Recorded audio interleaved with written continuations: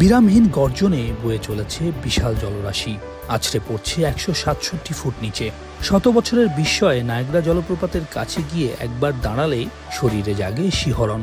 সৌন্দর্যের এক অনন্য মাত্রা এই ঝর্ণাধারা।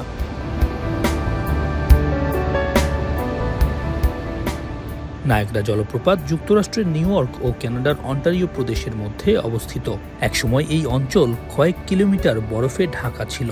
সময়ের সঙ্গে সঙ্গে উষ্ণতা বাড়তে থাকায় বরফ গলতে শুরু করে, আর গ্রেট লেকস বেসিনে প্রচুর পানি জমতে থাকায় এবং লেক ইরি, নায়াগ্রা নদী আর লেক অন্টারিও থেকে আসা পানি মিলে সৃষ্টি হয় এই সুবিশাল জলপ্রপাত।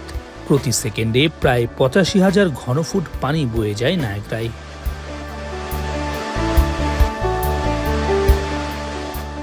যুক্তরাষ্ট্র নয়, নায়াগ্রার সামনের অংশের সৌন্দর্য স্পষ্ট ধরা দেয় কানাডা থেকে।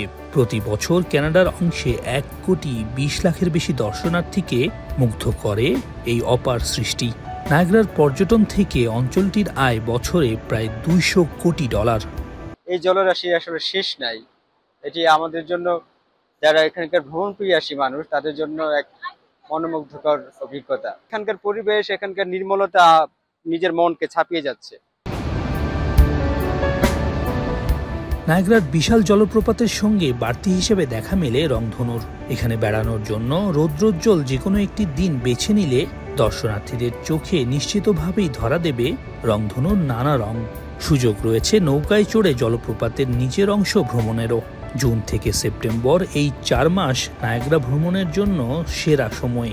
পাহাড়, সবুজ অরণ্য আর জলের নৃত্য দেখার ক্ষণ তো তাই এখনই। We're really happy to be here.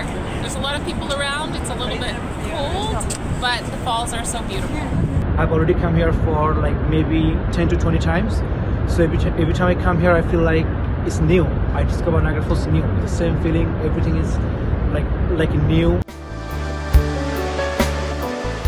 কেবল সৌন্দর্য ভূমি নয়, নায়াগ্রার পানির স্রোত জলবিদ্যুতেরও বড় অংশ।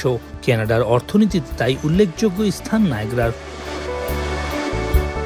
সৈয়দ ইফতেখার, এখন কানাডা।